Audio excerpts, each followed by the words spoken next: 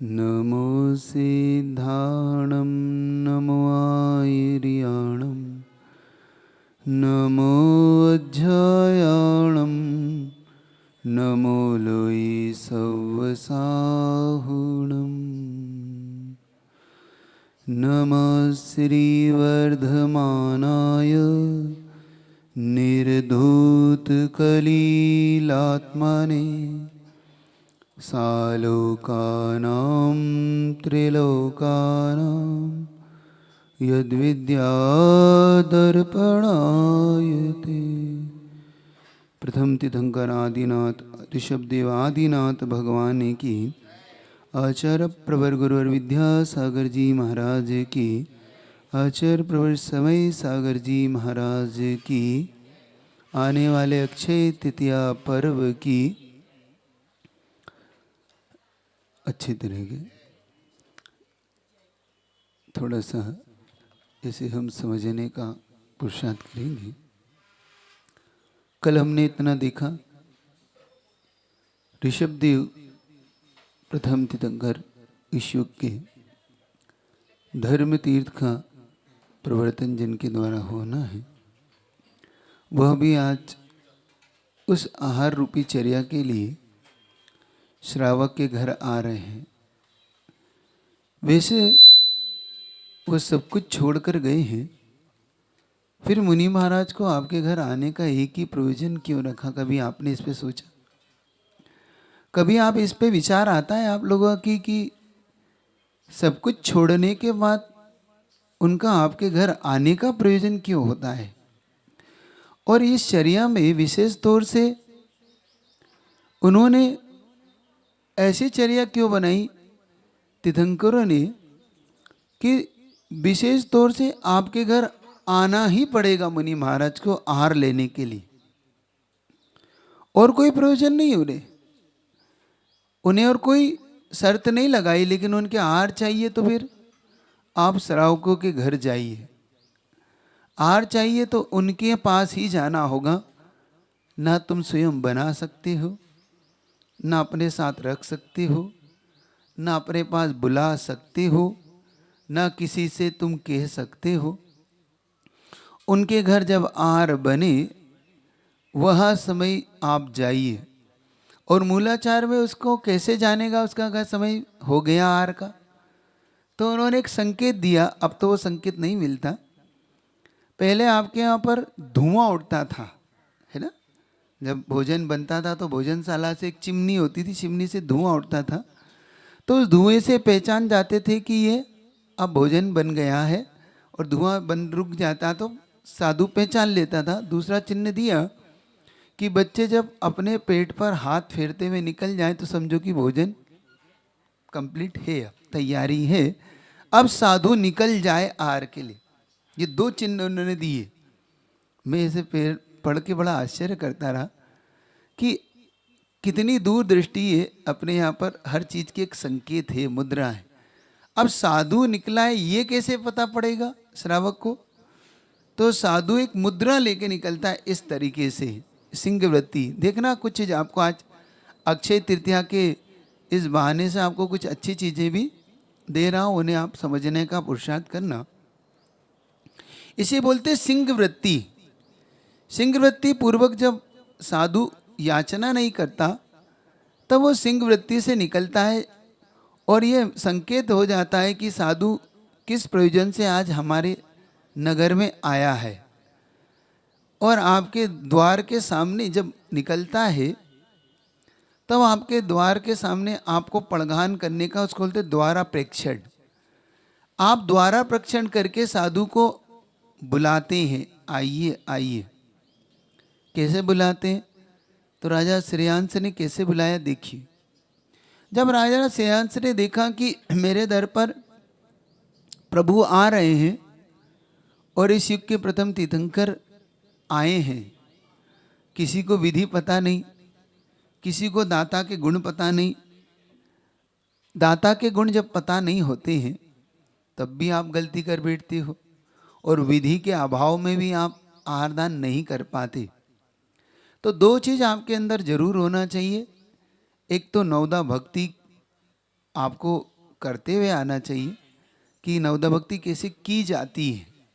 दूसरा, आपको ये भी प्रयोजन आपको पता होना चाहिए कि दाता के वो सात गुण क्या है। दाता के 7 गुण क्या होते हैं जिनसे वो 7 गुणों से भर के मुनि महाराज को आहारदान देता है। ये सबसे बड़ी बात आपको सीखने लायक होती है, क्योंकि ये अक्षय तृतीया पर्व आपके लिए कोई विशेष चीज लेकर आएगा। वैसे तो कैसे बताया जाए आपको, बड़ा आपका कठिन हो जाता है ना। फिर भी आज संयोग मुझे अपने भगवान ऋषभदेव की इस तिथि को जिन्होंने अजर अमर बनाया और राजा श्रेयांश जो दान तीर्थ का प्रवर्तक बना, उसके बहाने से ही सही आप तक कुछ चीज तो पहुंचा ही सकता हूँ। जब राजा श्रेयांश देखता है कि प्रभु चले आ रहे हैं तो सर्वप्रथम वह जाति स्मरण से जान लेता है कि प्रभु निमंत्रण से नहीं आते। जैन शासन में निमंत्रण नहीं चलता, जैन शासन में भक्ति चलती है। ये बात आपको याद रखना है। आप महाराज जी से कह दो कि महाराज जी कल हमारे यहाँ चौका लगा है, तो ये निमंत्रण माना जाता है, सूतक लग जाता है। और ये गलती शायद यहाँ के लोग करते रहते हैं, या तो यूँ कहूँ अज्ञानता का, उनका ज्ञान का अभाव है। थोड़ा सा कॉलेज की लाइफ तो उन्होंने पढ़ाई लिखाई में गुजार दी, लेकिन उन्होंने ये नहीं समझ पाया कि हमारा गुरु का बहुमान और सम्मान पूर्वक आचर्य कैसे कराई जाती है ना। क्योंकि बहुत बार ऐसा होता है कि कुछ लोग यहाँ पर आरदान करना चाहते तो है, लेकिन नए नए होने के कारण वो आरदान का भाव नहीं जानती, तो सीधा मुनि महाराज के पास पहुँच जाते, महाराज जी कल से चौका लग रहा है हमारा, आपको आना है। अब बताओ महाराज जी कैसे आए तुम्हारे, आपका निमंत्रण नहीं चल सकता, ये पहले समझो। गुरु को निमंत्रण नहीं दिया जाता, गुरु का तो द्वारापेक्षण पूर्वक नवदा भक्ति पूर्वक उन्हें पड़गहान किया जाता है। आप ये कह के गुरु को बड़ा द्वंद्व में डाल देते हो कि महाराज जी अब हमारे यहाँ चौका लगा है, आप नहीं आ रहे हो, 2 दिन हो गए, 3 दिन, अब और कैसे आए बताओ, क्या करें, अब आपके आए कैसे। क्योंकि फिर निमंत्रण, फिर निमंत्रण। अच्छा, पेशेंस भी नहीं है आपके अंदर थोड़ा सा। एक दिन भी अगर आपके यहाँ पर गुरु का सानिध्य नहीं मिलता है तो आपके अंदर इतना ज़्यादा हताशा हो जाते हैं, उत्साह कम हो जाता है, हमारे यहाँ मुनि महाराज नहीं आए। अरे इसमें ये बात सोचना चाहिए कि मुनि महाराज का आज मुझे पड़गान नहीं मिला, कोई बात नहीं, लेकिन कम से कम मेरे कर्मों की निर्जरा तो हुई है, जो अंतराय कर्म में मैंने बांधा था, और कम से कम गुरु के बहाने में आज शुद्ध आहार कर रहा हूं। समझ रहे हो। बल्कि आपको दाता से मात्सर्य भाव और नहीं लगता है। मात्सर्य जानते हो, मात्सर्य भाव का मतलब होता है दाता से चिड़ और होने लगती कि उनके यहाँ चले गए, हमारे यहाँ नहीं आए। और ऐसा करने से तीव्र कर्म और अंतराय का बन जाएगा। अब मान लो मुनि महाराज आ भी गए ना, या तो अंतराय होगा या फिर आपके यहाँ आहार देने लायक भी आप दे नहीं पाओगे।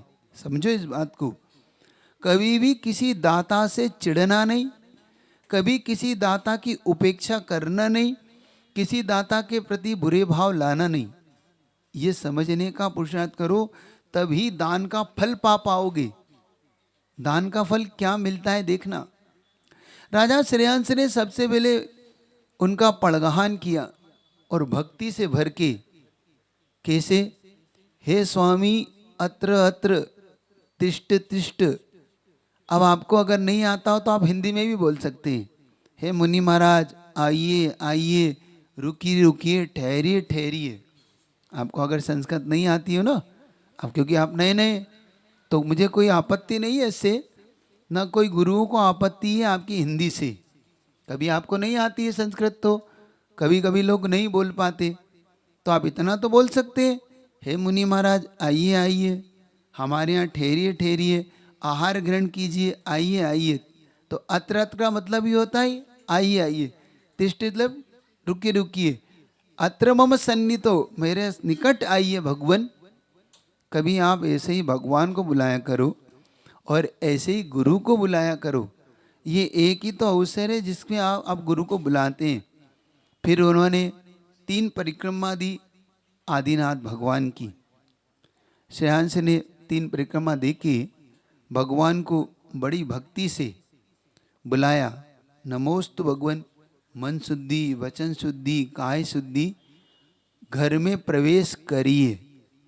अब घर में प्रवेश करिए तो आप लोग एक गलती करते। क्या गलती?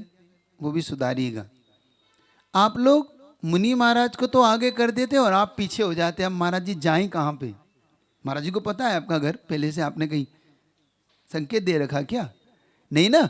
तो आपको करना क्या चाहिए? आपको आगे 4 लोग को आगे होना चाहिए और फिर पीछे से आइए भगवान, तो आपके पीछे तो होगा। एक ही तो अवसर है संसार में जब साधु आपके पीछे चलता है, वरना जिंदगी भर आप साधु के पीछे चलते हो। समझो तो ये कितना बड़ा पुण्य है कि उस दिन आप जब पड़गान करते हो तो साधु आपके पीछे होता है। समझ रहे हो? तो गुरु को अपने यहाँ पर पीछे पीछे बुलाइए और पीछे पलट के भी देखते जाइए, लौट तो नहीं गए। नहीं तो बहुत बार पीछे से महाराज लौट जाते हैं और आपको पता ही नहीं महाराज जी कहाँ गए। तो फिर करना क्या है? महाराज जी को पीछे देखते जाइए। और कितने कदम चलना है? 4 कदम आगे चलना है, ज़्यादा नहीं।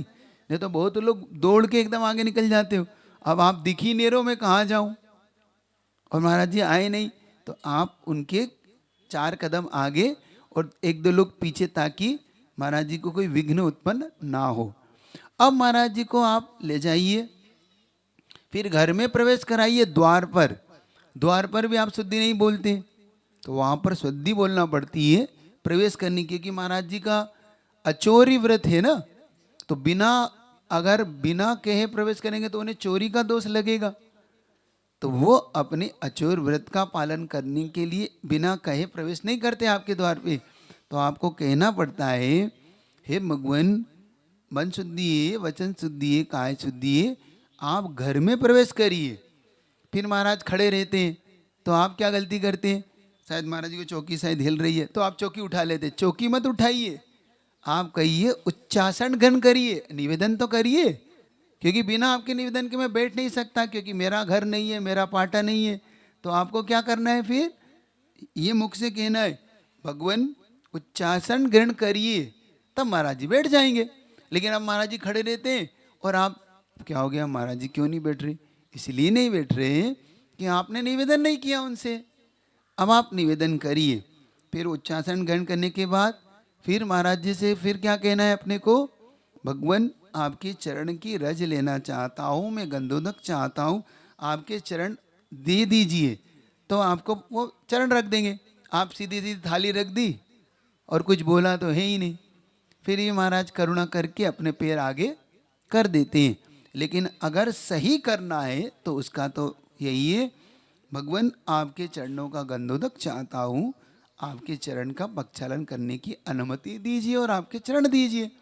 तो आपको देंगे। इससे आपको लाभ होगा। आपके वचनों के कारण गुरु का मन भी प्रसन्न होता है। और ये मैं अपने लिए नहीं कह रहा हूँ, जो भी गुरु आए उनकी भक्ति से प्रसन्नता। क्योंकि जब भक्त अपने गुरु के आशीर्वाद का पात्र बनना चाहता है अगर, तो शब्दों में लालित्य हो, शब्दों में बड़ा इतना विनय झलके, जिससे हम गुरु के हृदय में अपना स्थान बना सके। और एक बात बता रहा हूँ, जिसने गुरु को प्रसन्न कर लिया, भगवान से भी बढ़ के गुरु को मान के चलना। और जो गुरु की प्रसन्नता का पात्र बन गया, संसार में उसके लिए कोई वस्तु दुर्लभ नहीं, हर वस्तु से प्राप्त है, क्योंकि गुरु का आशीर्वाद उसके साथ है और गुरु की सद्भावना हमेशा उसके साथ बनी रहती है। हमें लगता जरूर है कि ठीक है भाई, अब गुरु नहीं है तो नहीं सही, नहीं, कभी ऐसा मन में भाव मत लाओ, क्योंकि गुरु का आशीर्वाद का पात्र जो बन जाता है, मैंने देखा है उसकी उन्नति कितनी बड़ी से बड़ी हो जाती है। तो जीवन में गुरु के आशीर्वाद का पात्र बनो, उनके हृदय में अपना स्थान बनाओ। समझ रहे हो? तब जब आप नकदी वक्ति फिर पूजन करिए। पूजन में डिस्टेंस रखिए थोड़ा सा, 1-2 फीट का, एकदम चिपका के मत करिए, क्योंकि अपन बोलते हैं तो हमारी श्वास उनसे टकराती है, हमारा थूक उचट सकता है ना। जैसे आप पूजन करते हैं तो आप क्या करते, एकदम मेरे पाटे से आपका पाटा चिपका देते, फिर वहीं बैठ के पूजन करते, नहीं, थोड़ा सा 1-2 फीट का डिस्टेंस लाइए, फिर पूजन करिए। द्रव्य नीचे मत गिराइए, क्योंकि द्रव्य पैर में आएगा, पैर में आएगा चींटी होगी तो अंतराय हो जाएगा। तो आपको थोड़ा सावधानी बरतना चाहिए। लेकिन आप क्या करते हैं, कहीं चीटक नीचे गिरा रहे हैं और फिर आप ऐसे हाथ झटकारते, ये कभी मत करिए। गुरुजी हमेशा कहते थे, मैं कभी आज तक चौके में 100 नंबर किसी को दे ही नहीं पाता। क्यों? क्योंकि आधा द्रव्य गिराता है, आधा द्रव्य चढ़ाता है, बिखराते हैं गली गली, है ना। यही करते हैं ना आप लोग, नहीं करना। सावधानी, उसकी सावधानी के लिए मैंने एक बार बताया था आपको, आप छोटी छोटी 8 प्रकार की वो ले लीजिए, छोटी छोटी आपकी कटोरियाँ, कटोरी उठा के रखते जाइए, कभी द्रव्य गिरेगा ही नहीं और 100 नंबर मिलेंगे आपको पूजा के। लेकिन आप देखो, सीधा गीला हाथ के लिया और से आपने चिपकाया और ऐसे झटकारते हैं, तो कुछ चावल इधर कुछ चावल उधर गिरती है। समझ रहे हो आप लोग? इससे मेरे नंबर नहीं कटते, इससे आपके नंबर कटते हैं। जैसे परीक्षा में जब छात्र थोड़ा सा लिखने में कट कट कर देता है तो कितने नंबर मिलते हैं उसको, टीचर फिर उसके नंबर काट लेता है। ऐसे ही नवदा भक्ति में आपके नंबर कट रहे हैं, मैं नहीं जानता, तो आप ध्यान रखेंगे ना। वैसे तो कठिन है आपका ध्यान रखना, क्योंकि उस समय आपका ना जाने कहाँ विवेक भी घूम जाता है, आपकी दिमाग की बत्ती बुझने लगती है, बस घबराहट ही और घबराहट होती रहती है आपको। कभी कभी लगता है भाई इतना घबरा रहा है ये, तो फिर नीचे निगाह करके बैठ जाते हैं हम तो, कि भैया अब इसको देखना नहीं है, बिना घबराहट के करे तो ठीक, नहीं तो जो करे सो करे, क्योंकि अब करे क्या, है ना। फिर उसने भव्य पूजा की, और पूजा रत्नों से पूजा की उसने, क्योंकि आज कौन आया था, आदिनाथ भगवान। भव्य पूजा की, फिर भगवान से निवेदन करा, फिर गुरु से निवेदन करिए, भूलिए नहीं, और नमोस्तु करना मत भूलिए, वरना गुरु लौट सकते हैं। क्योंकि नवदा भक्ति में आपने उच्चासन दे दिया, पाद प्रक्षालन कर लिया, पूजन कर ली, मन शुद्धि वचन शुद्धि बोल दिया आपने, नमोस्तु नहीं बोलते बहुत लोग, मैं देखता हूँ। नहीं, आशीर्वाद ग्रहण करिए नमोस्तु बोल के। फिर अगर पहले तो प्रचलन नहीं था थाली दिखाने का, लेकिन आजकल दिखाते तो कोई बात नहीं, आप दिखा दें। दिखाने के बाद आप फिर स्तुति करके कि भगवान मन शुद्धि वचन शुद्धि काय शुद्धि आहार जल शुद्धि है, कृपा करके आहार ग्रहण करिए, तो अपने आप वो खड़े हो जाएंगे। फिर उनके हाथ धुलाइए, खड़े हो जाएंगे। खड़े होने के बाद फिर क्रम से आहार दान करिए। तो आदिनाथ भगवान ने क्या लिया था मालूम आपको? इक्षु रस। ऐसा माना जाता है क्योंकि तीर्थंकर विशेष तौर से वर्धमान चारित्र वाले होते हैं, तो हो सकता है कोई एक ही पदार्थ ग्रहण करते हो, ऐसा अनुमान है। तो जैसे 24 तीर्थंकरों में आदिनाथ भगवान ने इक्षुरस ग्रहण किया, बाकी ने दूध का ही पदार्थ लिया, है ना। तो इक्षुरस सिर्फ लिया है आदिनाथ भगवान ने, बाकी ने अपने यहाँ पर क्षीर रस का क्षीरान्न लिया, जैसे खीर ली, खीर से बने पदार्थ जो कुछ भी है वह। तो आदिनाथ भगवान ने कितना अंजलि लिए? 3 अंजलि। 3 अंजलि कितने महीने बाद निकले हैं? 13 महीने 9 दिन बाद। 6 महीने का तो उन्होंने उपास की साधना की, फिर 6 महीने 9 दिन तक वो आहारचर्या के लिए निकले। इस प्रकार से आज हस्तिनापुर धन्य हुआ राजा श्रेयांश के द्वारा। इस तिथि को अक्षय तिथि क्यों कहा, आप इस बात को समझना। क्योंकि जब भगवान उनके घर पर पहुंचे तो 63 रिद्धि के धारी थे, तो उनको कौन सी रिद्धि थी? अक्षिण महानल और अक्षिण महालय। अक्षिण महानस का मतलब होता है जब मुनि महाराज को ऐसी रिद्धि होती, उनके आहार अगर जिस घर में हो जाए, उस घर में उस दिन अन्न समाप्त नहीं होता। जो भोजन बना होता है वो भोजन दिन भर भी समाप्त नहीं होता। चक्रवर्ती की सेना भी अगर भोजन कर जाए तो वो अन्न समाप्त नहीं होता, इसलिए वो अक्षीण हो जाता है। अक्षीण होने के कारण इस तिथि का नाम अक्षय तृतीया बना।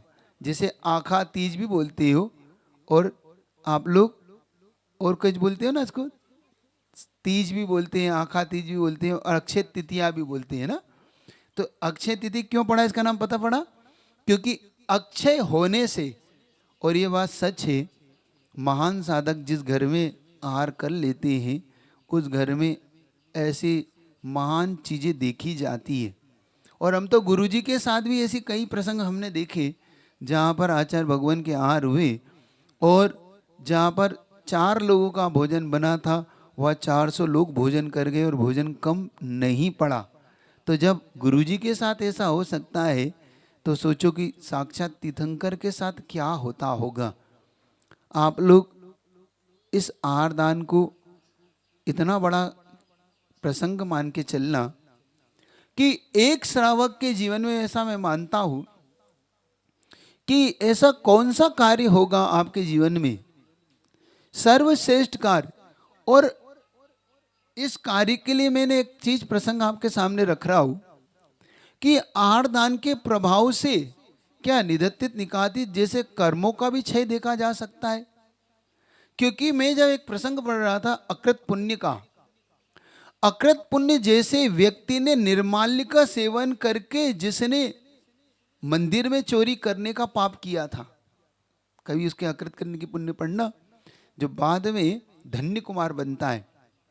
तो मैं ये सोच रहा था कि अकृत पुण्य जो भवो भवो नरकों में गया, बहुत बहुत बड़े बड़े दुख झेले और मिथ्यात्व के साथ वो जन्मा और एक एक दाने को अकृत पुण्य की पर्याय में तरसता रहा, लेकिन उसने सुव्रत सागर मुनि महाराज को जब एक कटोरी खीर आहार में दिया तो उसका निधत्तित निकातित जैसा पाप कर्म कट गया। सोचो, जो भगवान की पूजा से नहीं कटा, जो मंदिर बनाने से नहीं कटा, जो बड़े बड़े दान से नहीं काटा, वो आहार दान से कट जाता हो तो आहार दान का महत्व कितना गहरा है। आहार दान के महत्व को समझना, क्या एक अंजलि दूध रख देने से, एक अंजलि खीर रख देने से क्या ऐसा महान पाप कट जाता हो? भूतो न भविष्यति। तो मतलब ये आहार दान का कितना बड़ा रिजल्ट है। आहार दान जिसको हम सिर्फ एक क्रिया मान के जिसकी उपेक्षा करते हो, शायद ना करते हो, बहुत से लोग सिर्फ आहार दान को पेट भरने की क्रिया मान के चलते हैं कि क्या करें, मुनि महाराज को अब भूखे नहीं रह जाए इसलिए हम आहार दान कर दें। क्या ये आपका भाव होता है? क्या आपके मन में क्या परिणाम के साथ आहार दान करना चाहिए आप समझना। अकृत पुण्य जैसा व्यक्ति जो महान पाप बंद करके आ रहा है और अगली पर्याय में धन्य कुमार की पर्याय और देव की पर्याय पा लेता हो, सिर्फ एक मुनि महाराज को आहार दान दिया, किसी को आहार दान ना उसके बाद ना पहले दिया ना बाद में दिया, और उस आहार दान का फल तो देखो कितना बड़ा है। जिस आहार दान को लेके आपके मन में क्या क्या भाव आते हैं मैं तो नहीं जानता, लेकिन उस क्षणों को पकड़ना क्या हुआ। क्योंकि जब मैं राजा श्रेयांश की घटना पढ़ रहा था तब अकृत पुण्य की घटना से मैं जोड़ के उसे देख रहा था कि ऐसा क्यों घटित हुआ। इस कारण को जब मैंने पकड़ा तो मैंने देखा कि जब राजा श्रेयांश ने आहार दिया तो उसके यहाँ पंचाचार हुए। कौन से पंचाचार हुए? सबसे पहले वहां पर जय हो, कौन कह रहा है ये बात? देवता लोग। जय हो दाता, जय हो पात्र। क्या बोलना चाहिए आपको? जय हो दाता, जय हो पात्र।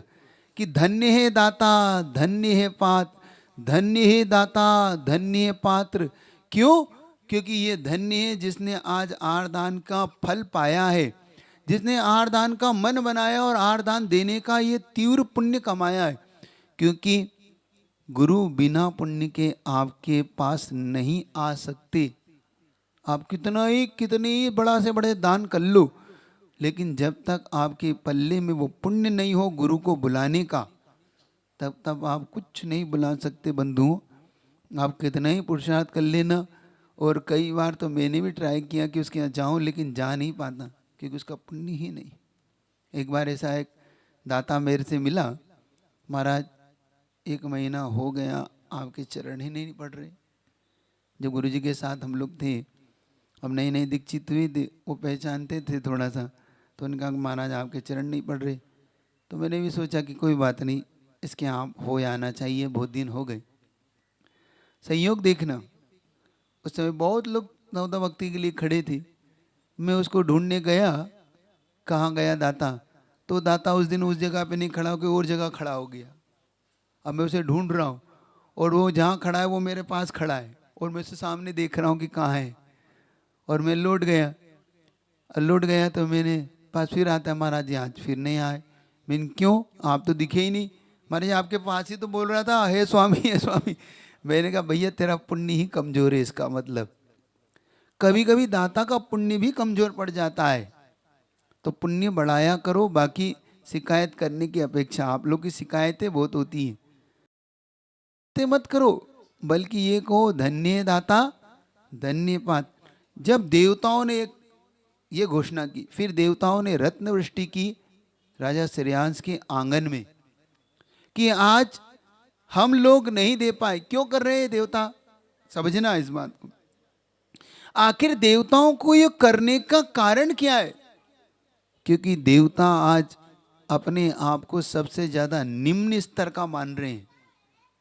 सुनना, आज देवता अभी अपने पुण्य को इतना निम्न मान रहा है कि मैं अभागा हूं, दुर्भागा हूं, कि इस देव पर्याय में हूं, लेकिन अपने गुरु को आहार नहीं दे पा रहा। जिन तीर्थंकरों का मैंने गर्भ कल्याणक मनाया, जिनका मैंने जन्म कल्याणक मनाया, जिनका मैंने तप कल्याणक मनाया, उन तीर्थंकरों, उन गुरु को मैं आज आहार नहीं दे पा रहा। आदिनाथ भगवान को मैं, सोधर्म इंद्र इतना आकुलित है, इतना अपने आप को कोस रहा है, दुर्भाग्य अपने आप को मान रहा है। समझना, मनुष्य लोग इस क्रिया को समझो कि इंद्र भी तरस रहा है। क्यों? क्योंकि मैं इनको आहार नहीं दे सकता। ये अधिकार देवताओं को भी नहीं है जो अधिकार आपको प्राप्त है। भोग भूमि के मनुष्य को भी प्राप्त नहीं है अधिकार कि भोग भूमि का मनुष्य आहार दान नहीं दे सकता, मलेच्छ आहार दान नहीं दे सकते। कर भूमि में भी आर्य जिनको ये अधिकार मिला हुआ है वो आहार दान का पात्र है। और जो अपना अधिकार खो देते हैं ना, मत दो आहार, कोई बात नहीं, लेकिन आपका अधिकार आपसे छिन गया ना, तो अगले भव में तरस जाओगे गुरुओं को आहार दान देने के लिए। ऐसी निम्न पर्याय में जन्म होगा, ऐसे नीच कुल में जन्म होगा, तब सोचोगे कि मुनि महाराज को मैं कैसे दूं। क्योंकि मैंने देखा, जब गुरुजी के पास में देखता था तो बहुत से लोग जो निम्न कुल में जन्मे, वो ऐसे टोकरे के टोकरे लाके फल फूल रख देते थे कि देव गुरुजी ग्रहण करिए। गुरुजी कहते अब हम क्या ग्रहण करें, गुरुजी पानी पी लीजिए, आहार कर लीजिए। लेकिन गुरुजी कैसे ग्रहण करें उनसे? गुरुजी उन्हें आशीर्वाद देते थे, सावधानी रखो। एक बार बहुत अच्छी घटना आपके सामने रख रहा हूँ कि एक व्यक्ति गुरुजी को आहार दान करना चाहता था। वह संयोग से उसके यहाँ पर, चूंकि था तो अच्छा क्षत्रिय कुल का था, उसके घर में उसने आहार दान की, बहुत मिन्नती की, तो किसी ने आके वहाँ पे, चूंकि बिहार का काल था, तो उसने कहा भैया मैं, मेरे घर में आप चौका लगा लो, हमें आता नहीं है। अब वो बहुत देर तक भावना बाता रहा कि मैं आहार दे सकता हूँ, मैं आहार दे सकता हूँ। सबने कहा देखो भैया मुनि महाराज को ऐसे आहार नहीं दिया जाता, ऐसे आहार। तो कहीं से धोती दुपट्टा लपेट लाया हो। उसने कहा शायद इन कपड़ों में आहार नहीं लेते होंगे। तो वो उसने देखा कि एक चौके वाले कपड़े सूख रहे थे, उसने उतारे और पहन लिया कि अब तो दे सकता हूँ। अब मुनि महाराज वो थे विनम्र सागर महाराज। अब वो कि क्या करूँ मैं, चौके में आ गया, महाराज जी आहार, महाराज जी आहार। महाराज जी कहते हाँ हाँ हाँ। अब वो महाराज जी जैसे तैसे अपने आहार पूरे किए, बैठ गए। फिर उसे हाथ धुलवाए, हाथ धुलवा लिए ताकि उसको बुरा ना लगे। तो वो कहते बाबा जी बेवकूफ़ बना रहे हो हमको। हमको बेवकूफ़ बना दिया, और मुझसे आहार तो लिए नहीं, हाथ धुलवा लिए मुझसे, और आपने बेवकूफ़ बना दिया मुझे। बाद में फिर समझाया उसे कि देखो भैया उसके लिए कुछ कठोर नियम होते हैं, आपको उस कुल के अनुसार आचरण करना पड़ता है, इसलिए आपसे आहार नहीं ले पाए। आप तो क्या महाराज बताओ क्या करना है, मैं हर कुछ करूंगा लेकिन मुझसे आप आहार लो। सोचो, कहाँ तो वो आहार देने को तरस रहा है, और जिन्हें यह सब उपलब्ध है वो शायद सद्भाव में आपकी उसकी कीमत नहीं रहती। विचार करना, राजा श्रेयांश का वो सोदर इंद्र आज उनकी भक्ति कर रहा है, किसकी? श्रेयांश की।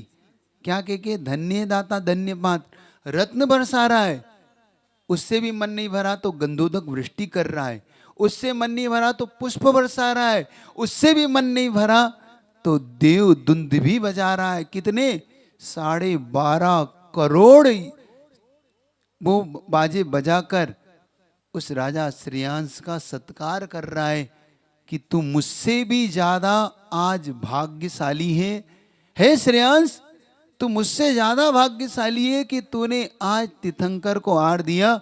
मैं दुर्भागा हूं, मैं आज इनके हाथ में ग्रास नहीं रख पाया, जिनकी मैंने स्वर्ग से व्यवस्था बनाई। देखना, जीवन भर जिनका भोजन स्वर्ग से आया, सोदरमिंद्र ने, तीर्थंकर तुम्हारा भोजन नहीं करती, तुम्हारा भोजन कर भी नहीं सकते तुम देवी, क्योंकि वो तो अमृत तुल्य भोजन उनको स्वर्ग से आता है, उनके वस्त्र स्वर्ग से आते, उनके मित्र स्वर्ग से आते। उन तीर्थंकरों को सोदरमिंद्र पूरी व्यवस्था बना रहा है, लेकिन आज अपने आप को दुर्भाग्यशाली मान रहा है और आपको सौभाग्यशाली मान रहा है कि देखो मुझसे भी ज्यादा आज इनका पुण्य। वो तरस रहा है इस मनुष्य पर्याय को। सोधर्म कहता है मेरा सारा शासन ले लो, लेकिन एक पल के लिए मुझे ये पर्याय दे दो, मनुष्य पर्याय मुझे उधार मिल जाए कि मैं अपने इन गुरुओं के हाथ में आहार दान दे सकूं। लेकिन नहीं मिल सकती, क्योंकि औदारिक शरीर पाने के लिए जितनी मिन्नतें आपने की है, सोदरमिंद्र सोच रहा है कि मेरा व्यकृत शरीर है और इस व्यकृत शरीर से मैं आहार दान नहीं दे सकता। समझ रहे हो आप? अपनी अपनी इस मनुष्य पर्याय की दुर्लभता आपको समझ में आ रही है? कितना आपको जो अधिकार मिला है उसका उपयोग करना सीखो। ये मनुष्य दुर्लभ पर्याय मिली है आपको, आहार दान करना सीखो। औषध दान आहार दान का परिणाम तो देखो।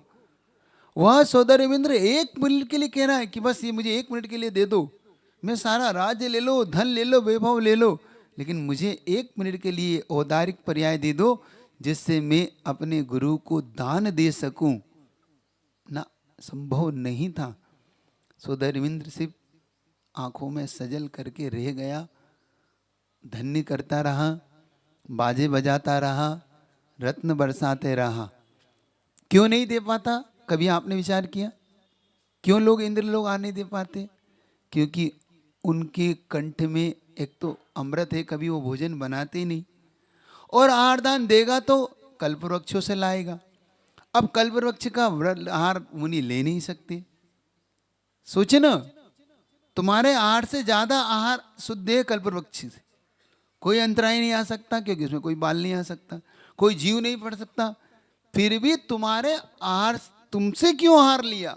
जबकि आहार में कोई शुद्धि भी अशुद्धि कुछ भी हो सकता है कि नहीं भाई? आप छानते हो तो जीव भी निकल जाते हैं, आप छानते हो तो बाल भी आ जाता है, कभी बनाने में अशुद्धि भी हो सकती है, पानी छानने में गलती हो सकती है।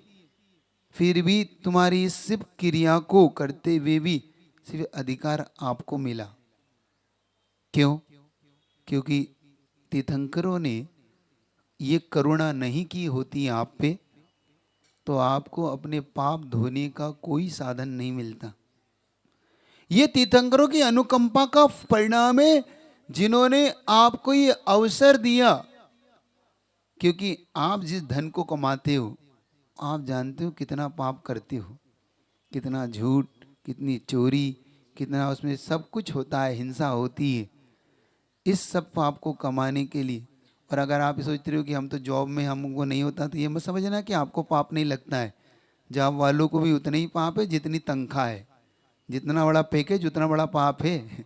हाँ, ये अगर आपको लग रहा हो महाराज देखो हम तो आईटी में, हम तो महाराज हम तो कोई पाप नहीं लगता, हम तो सिर्फ वहाँ पे कंप्यूटर पर बैठ के काम करते हैं, लैपटॉप चलाते हैं।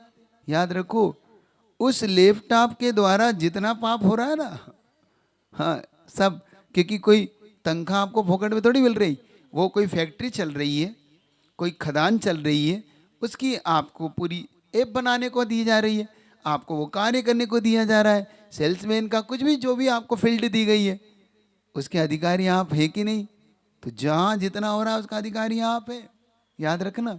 तो ये पाप अगर आप किसी को लगता है कि नहीं हमें कोई पाप नहीं बनता होगा, भूल जाइएगा आप, क्योंकि बिजनेस में साक्षात पाप दिखता है अपने को कि देखो वो आटा छान रहा है तो उसमें हो रही है, आटा बेच रहा है, वो कपड़ा बेच रहा है, वो सोना चांदी बेच रहा है तो उसको पाप हो रहा है, हमें तो कोई पाप नहीं, हम तो लैपटॉप चला रहे। भूल जाना ये बात, अच्छी तरह याद रख लेना। उतना ही पाप का भागी हो जितना पाप का भागी वो व्यापारी है। क्यों? क्योंकि तुम अलग ढंग से कर रहे हो, वो अलग ढंग से कर रहा, आप उसकी पूरी लिखा पढ़ी जो भी कर रहे हैं, चाहे आप बैंक की लिखा पढ़ी करें, चाहे आप कंप्यूटर पे बैठकर, चाहे आप लैपटॉप पे बैठकर कार्य करें, आप विदेश में बैठकर भी, तो मैं आप जॉब करने वालों से एक चीज तो कह सकता हूँ, यहाँ पे जॉब भी करो तो जरा सावधानी से करना। जिस कंपनी की करो उस कंपनी का प्रोडक्ट गड़बड़ ना हो, मतलब स्लेटर हाउस ना हो उसका, कोई मांसाहार का कार्य ना करता हो, कोई मुर्गी पालन मछली पालन जैसे कार्य ना करती हो कंपनी, उसी कंपनी की जॉब करना। वरना इन कंपनियों की हमें जॉब नहीं करना है।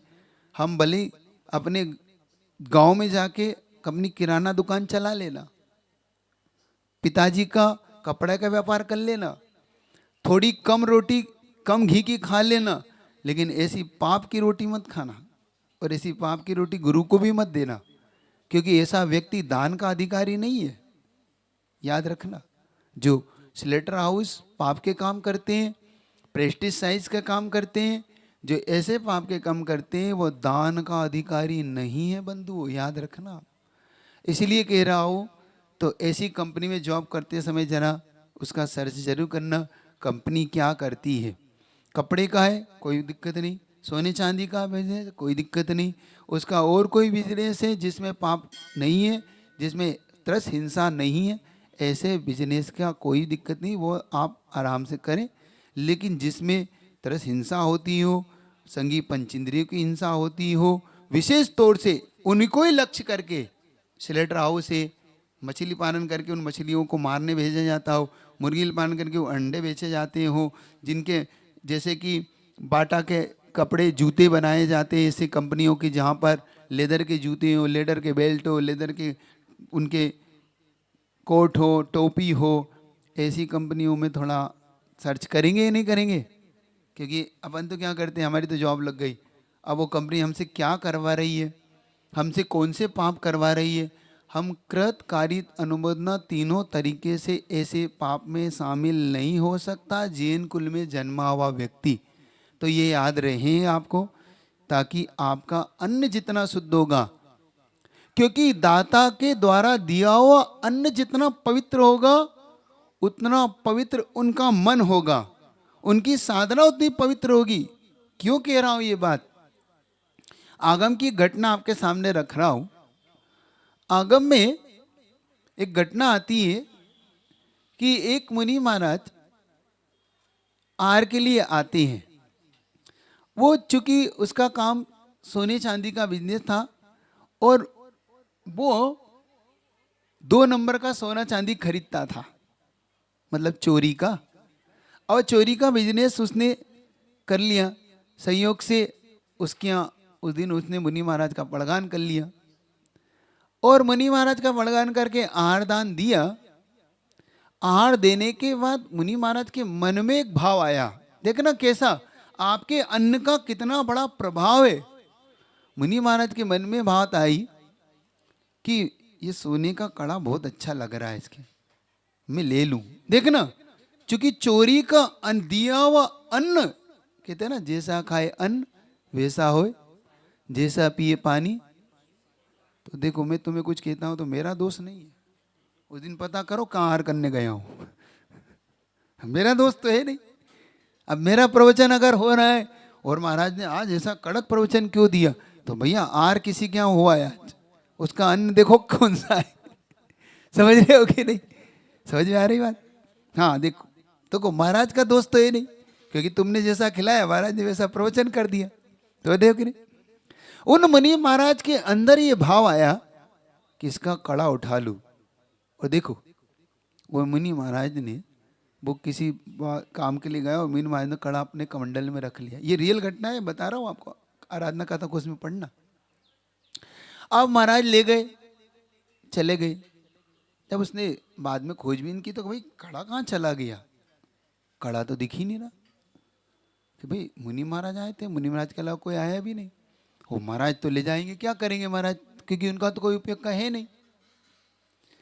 दूसरे दिन जब कहते हैं मुनि महाराज जब स्वस्थ हो गए, जब वो अन्न उनके शरीर से निकल गया, निष्कासित हो गया, तब उनके मन में भाव आता है मैंने ये क्या कर लिया, अरे ये कड़ा मेरे पास, मैं चोरी का पाप, मेरा अचोरी व्रत, और मेरे मन में इस कड़े के प्रति मोह, जो सब कुछ छोड़ के आया वाला मैं व्यक्ति इस पाप में कैसे फंस गया।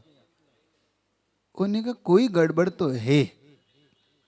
वो जाते हैं मुनि महाराज, तो व्यक्ति के पास जाते हैं और व्यक्ति से कहता भैया ये तुम्हारा कड़ा।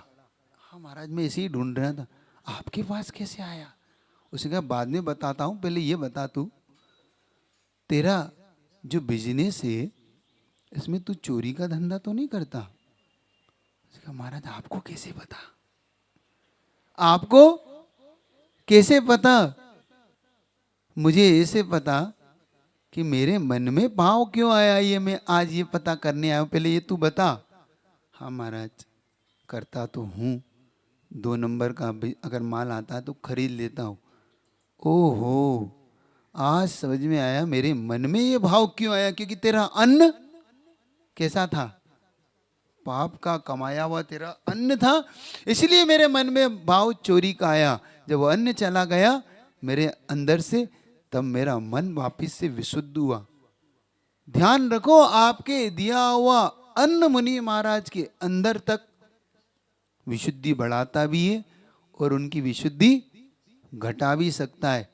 तो इसलिए कह रहा हूं बंधु, ऐसा पैसा मत कमाना जिससे तुम अपने गुरु को आहार दान ना दे पाओ, अपने गुरु के लिए एक ग्रास ना रख पाओ और मन कचोटे की ये आहार दून दूं कि नहीं दूं। कैसा पैसा कमा लिया मैंने ऐसा धन कमा लिया, अब इससे मैं कैसे दूं मुनि महाराज को। सुन रहे हो कि नहीं, ऐसा पवित्र पैसा कमाओ जिससे तुम अपने गुरु को जब रख सको तो शान से कह सको महाराज मेरी खून पसीने की कमाई है और नीति और न्याय से मैंने कमाया है, आप निश्चिंत होकर हार लीजिए, क्योंकि इसके बाद आपकी जो सामायिक होगी वो बहुत बड़ी होगी और केवल ज्ञान को देने वाली होगी ये सामायिक आपकी। ध्यान रखना, अन्नदान नहीं करते आप, गुरु को आहार दान के बदले केवल ज्ञान देते हो। आज तक ऐसा एक भी तीर्थंकर नहीं हुआ जिसने बिना आहार किए हुए केवल ज्ञान प्राप्त कर लिया हो। सुनना, आज आपको एक विशेषता बताता हूं, एक भी तीर्थंकर अनंत तीर्थंकर हो गए लेकिन बिना आहार करे वो कभी मुक्त नहीं हुए। बिना आहार के दूसरे साधु तो मुक्त हो गए, बाहुबली मुक्त हो गए, भरत चक्रवर्ती मुक्त हो गए, लेकिन तीर्थंकर मुक्त नहीं हुए। उन्हें आहार करना ही है, उन्हें आहार पे उठना ही है। सोचो जब तुम्हारे यहाँ आहार पे आते हैं और जब तुम आहार दान देते हो और जब वो सामायिक करते हैं तो केवल ज्ञान की प्राप्ति हो जाती है।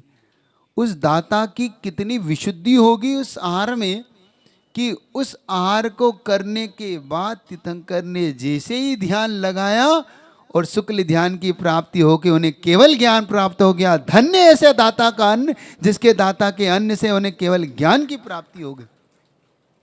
समझो, आप आहार दान नहीं देते, क्या देते हो, केवल ज्ञान की प्राप्ति के योग्य सामग्री दे देते हो। समझ रहे हो, आपके आहार दान की जितनी प्रशंसा करूं, और इसलिए नहीं कर रहा हूं कि कोई मुझे तुमसे आहार दान चाहिए। तुम अगर ये सोच रहे हो कि महाराज जी कहीं चौका कम लग रहे क्या, चौका कम या ज्यादा से बात नहीं है, बात इस बात की कि आपको अपना कर्तव्य कैसे समझ में आएगा? अपने कर्तव्य को क्यों भूल रहे हो आप लोग? अपने कर्तव्य से क्यों च्युत हो रहे हो आप लोग? मत हो च्युत, इस बात की गारंटी है, क्योंकि आपने केवल ज्ञान दिलाया है, इसलिए आपको भी आगामी भव में केवल ज्ञान की प्राप्ति होके रहेगी। ये आहारदान का फल है। राजा श्रेयांश ने जो आहारदान दिया, उसी भव से राजा श्रेयांश भी मुक्ति पा गया। क्यों पा गया मालूम? क्योंकि जिसने मुनि महाराज को, और वो भी किनको, तीर्थंकर मुनि, वो भी प्रथम तीर्थंकर ऋषभ देव को, जिन्होंने केवल ज्ञान की योग्य सामग्री दी। क्या दिया? आहारी तो दिया, 2 रोटी तो दी, कोई बड़ी चीज दे दी क्या? लेकिन नहीं, उन्होंने केवल ज्ञान की सामग्री दे दी। अब ध्यान करिए, भगवान आप आए हैं हमारे पास दर पे, इसीलिए सौदर्म इंद्र प्रशंसा कर रहा है, इसीलिए प्रकृति प्रशंसा कर रही हो। और अभी प्रशंसा अभी सुनो कौन कौन कर रहा है। उसके बाद दान देने के बाद भरत चक्रवर्ती के पता पड़ता है कि प्रभु ना किसी कारण से नहीं आए थे, वो तो आहार लेने के लिए आए थे, वो भी नवदा भक्ति पूर्वक। चक्रवर्ती आज सोच रहा है, ओहो, मेरे इस राज्य में ऐसा भी दाता है जो मुझसे भी ज्यादा पुण्यशाली और भाग्यशाली है। ऐसा भी दाता है जो मुझसे भी ज्यादा, जिसका अन्न पवित्र है, जिसका मन पवित्र है, जिसकी काया पवित्र है, जो मुझसे भी ज्यादा है। कौन है वो? कहते हैं हस्तिनापुर का राजा श्रेयांश। हस्तिनापुर का राजा? मैं अयोध्या का चक्रवर्ती होकर 6 खंड का चक्रवर्ती हूं, और मैं दान नहीं दे पाया, और मेरे उन महान पिता को, उन महान तीर्थंकर को राजा श्रेयांश ने आहार दिया है। आज तो मुझसे भी बड़ा है। देखना चक्रवर्ती के मन में क्या भाव आ रहा है। और हम थोड़ा सा, मैं इतना बड़ा आदमी हूं, मेरे यहाँ महाराज जी के आहार नहीं हुए, उसके आहार हो गए, गरीब के आहार हो गए। हमारे मन में क्या भाव आता है? इसको बोलते हैं मात्सर्य भाव, चिढ़ना। हमारे मन में ये भाव आ रहा है, आज तो मैं करोड़पति में, इतना धन पैसे वाला, और महाराज जी वहां क्यों चले गए साहब? लोग बंद करा देते हैं चौका गाँव में। देखो मैं नगर सेठ हूँ, मेरे यहाँ चौका लगेगा आज, आज आज महाराज जी का हार मेरे यहाँ होना चाहिए। बस समझ लो तुमने दुर्भाग्य को अपना आमंत्रण दे दिया, तुमने दुर्भाग्य को निमंत्रण दे दिया। राजा श्रेणी की कथा पढ़ लेना कि कुणिक को जिसने वशिष्ठ को जो आहार देने से रोका, तो उसके यहाँ पे कुणिक नाम का पुत्र हुआ, जिसने बाद में उसी राजा श्रेणी की मृत्यु का कारण बना। वो वशिष्ठ वही मुनि थे जिनको आहार देने से श्रेणिक ने रोक दिया था कि सिर्फ मैं आहार दूंगा और कोई आहार ना दे। देखना, इस घटना को पढ़ लेना। राजा श्रेणिक ज्यादा भी नहीं सुना रहा, आपको मूल चीज पे आ रहा हो कि चक्रवर्ती भी आज क्या सोच रहा है। वो इस बात का घमंड नहीं कर रहा कि मैं चक्रवर्ती हूं, मुझे आहार दान देने का अवसर मिलना चाहिए था। नहीं, वो बल्कि अपने आप को तुच्छ मान रहा है। किसके सामने? हस्तिनापुर के राजा के सामने। और कह रहा है, चलो मैं स्वयं जाता हूं। कहाँ? हस्तिनापुर। पूरी बाहुबल के साथ जाता है, हाथ में मुकुट है, सजे हुए कपड़े हैं, और वस्त्र है, आभूषण है, रत्न की थाल भरी पड़ी है, और बाजे गाजे के साथ हस्तिनापुर में जब प्रवेश करता है, तो राजा श्रेयांश को पता पड़ता है कि भाई मेरे दर पर चक्रवर्ती, अरे जो जिसके दर पे मैं जाके झुकता हूं, जिसके चरणों में मेरा मुकुट झुकता है, वो मेरे दर पे आज कैसे? तो आता है चक्रवर्ती के चरणों में, आज भगवान आप कैसे? चक्रवर्ती के, नहीं नहीं, आज मैं चक्रवर्ती नहीं हूं, आज तू बड़ा है। मैं कब से बड़ा हो गया? नहीं, तूने आज आहार दान दिया है, इसलिए आज तू मेरे लिए श्रेष्ठ है। हे सोम, हे श्रेयांश, तुम आज धन्य हो दोनों। मैं आज तुम्हारी भक्ति करने आया हूँ तुम्हारे लिए। और अपना मुकुट उखाड़ के चक्रवर्ती किसके सिर पे रख रहा है? श्रेयांश के। लो ये तलवार, ये लो मुकुट, ये लो आहार, ये लो रत्न, और बरसा रहा है। और धन्य धन्य कह रहा है और प्रशस्ति लिखवा के बंटवारा है कि प्रथम तीर्थंकर। और मैं घोषणा करता हूं, क्या घोषणा करता देखना, मैं भरत चक्रवर्ती ऋषभ देव का पुत्र, प्रथम चक्रवर्ती प्रथम तीर्थंकर का पुत्र, आज से ये घोषणा करता हूं कि दान तीर्थ राजा श्रेयांश के नाम से पहचाना जाएगा और कोई तीर्थ का प्रवर्तक कहलाएगा तो राजा श्रेयांश कहलाएगा। ये घोषणा चक्रवर्ती के द्वारा की जाती है, पदवी दी जाती है और धन्य धन्य माना जाता है। और एक आश्चर्य वाली और घटना बताता हूं आपको। 24 तीर्थंकर हो गए जिनके पास धर्म तीर्थ के प्रवर्तन की जिनके पास संज्ञा है, लेकिन दान तीर्थ की प्रवर्तन, दान तीर्थ की उपाधि, तीर्थ की उपाधि समझना, इसके पीछे लगा हुआ शब्द समझना, दान तीर्थ। क्योंकि जो तीर्थंकर को भी तीर्थ कौन चलाता है? तीर्थंकर। तीर्थ का मतलब होता है जो तीर कहलाता है ना, मतलब पार कराने वाला। जैसे आप कहते हो ना, इस तीर पहुंच गए हम, नदी का तीर। जो तिराए उसका नाम तीर है और जो चलाए उसका नाम तीर्थ है। और तीर्थंकर को, जो तीर्थ को चलाने वाले, वो तीर्थंकर कहलाते हैं। तो इसको दान तीर्थ क्यों बोला? दान दाता बोल देते, महादाता बोल देते, लेकिन उसे दान तीर्थ क्यों बोला? कभी इस शब्द पे गौर करना, क्योंकि एक एक शब्द बहुत ही कीमती होता है उसका। उस एक शब्द को समझना। तो वो शब्द दान तीर्थ क्यों लगाया उनके सामने? क्योंकि इन्होंने आज एक तीर्थंकर को भी दान दिया है जो तीर्थ को चलाने वाले हैं।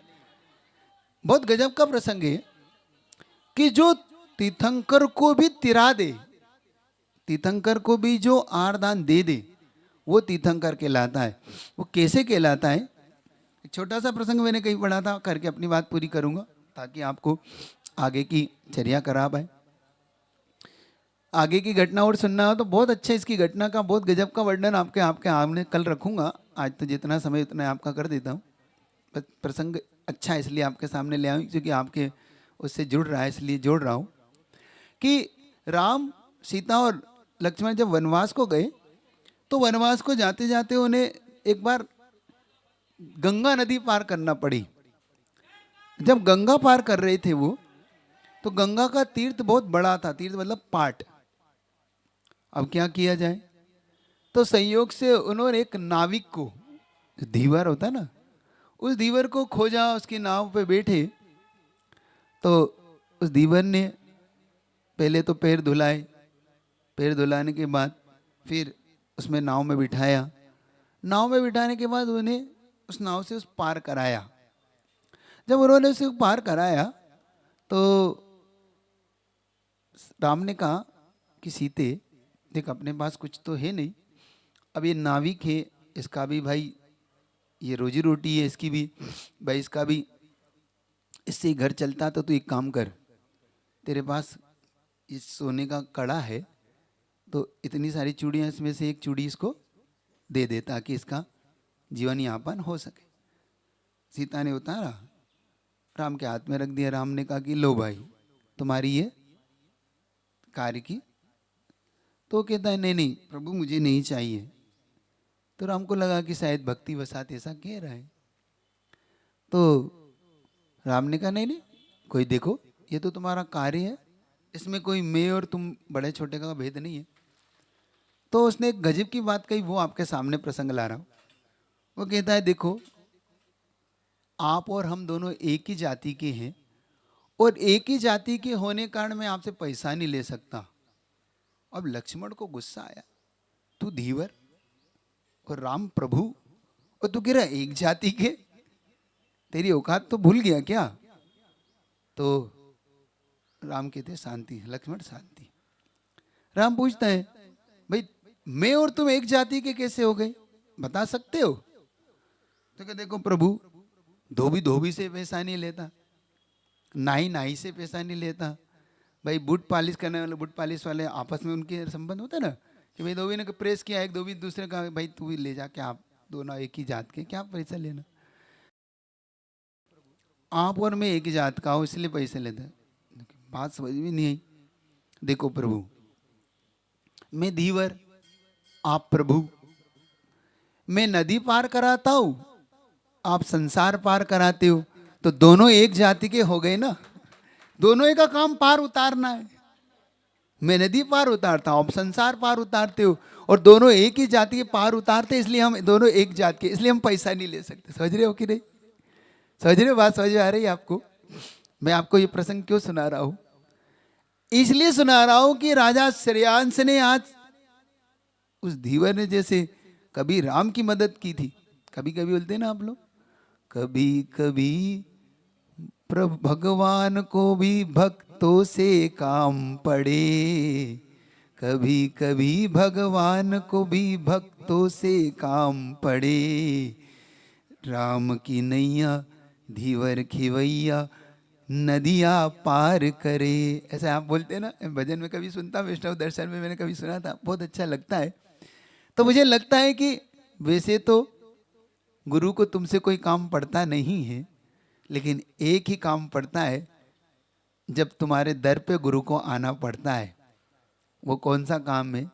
वो एक ही काम है, जब गुरु तुम्हारे दर पे आते हैं और इस बहाने से जैसे उस धीवर की नाव को प्रभु ने पवित्र बना दिया अपनी चरणों से, बस ऐसे ही गुरु तुम्हारे घर पर आके तुम्हारे घर को पवित्र बना के चले जाते हैं, और इस पार तुम्हें भी उतार देते हैं और स्वयं भी उतर जाते हैं। बस इस प्रसंग को समझने का पुरुषार्थ करना। आहार दान तो एक बहाना बनाया है तीर्थंकरों ने, तुम्हारे घर तक, घर को मंदिर बनाने का बहाना है। ये बहाना नहीं होता ना, तो तुम्हारे घर पे गुरु नहीं आते, और गुरु नहीं आते तो शायद तुम्हारा घर कभी पवित्र नहीं हो पाता, वो मरघट का मरघट रह जाता। लेकिन ये तो गुरु कृपा, तीर्थंकरों की महान कृपा हुई, जिसलिए वो तुम्हारे घर तक पहुँचे हैं।